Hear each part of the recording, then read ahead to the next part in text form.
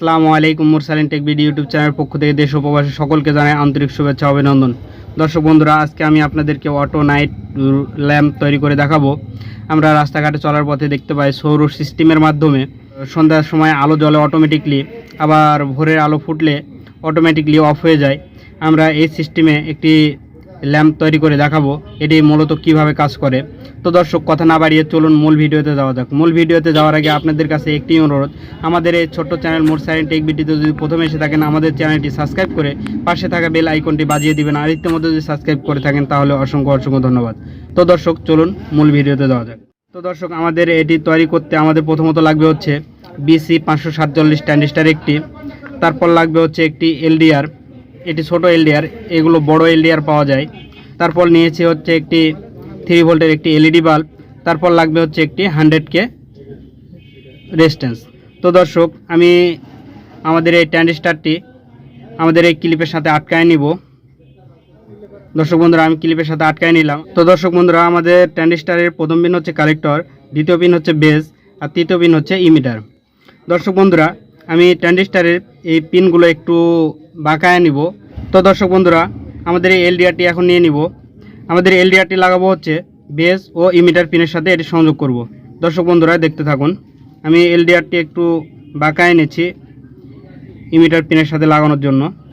আমি ইমিটার পিনের সাথে আগে সংযোগ করব। প্রথমে দেখুন, আমি ইমিটার পিনের সাথে সংযোগ করে দিলাম।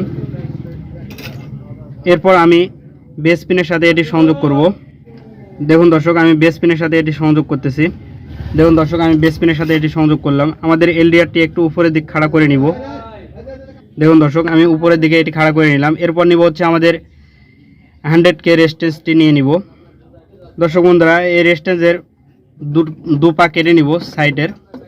তো দর্শক বন্ধুরা, দেখুন আমি 100K রেজিস্ট্যান্সের দু পা কেটে নিয়েছি।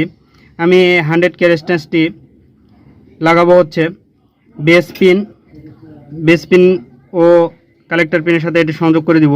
আমি বেস পিনের সাথে সংযোগ করলাম, এবার কালেক্টর পিনের সাথে এটি সংযোগ করব। দেখুন দর্শক, আমি কালেক্টর পিনের সাথে এটি সংযোগ করলাম। তো দর্শক, এবার আমি আমাদের 3 ভোল্টের এলইডি বাল্বটি নিয়ে নিব।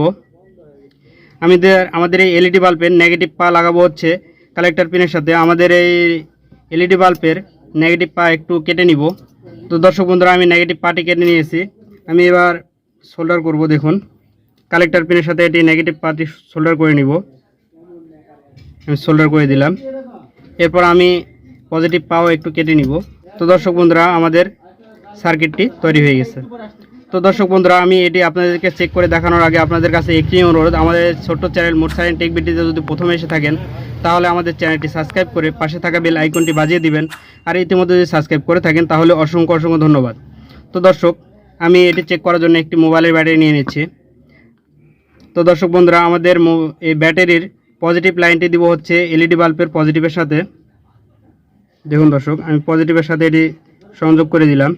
তো দর্শক বন্ধুরা, আমি সিগন্যালের পজিটিভের সাথে আমি ব্যাটারির পজিটিভটি সংযোগ করলাম, আর নেগেটিভটি আমি ইমিটার পিনের সাথে এটি সংযোগ করে দিব।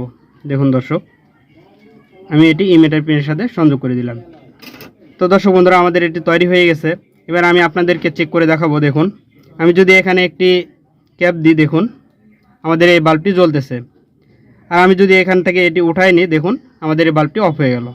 আমি যদি আবারও দিই, দেখুন আমাদের এই বাল্বটি জ্বলতেছে।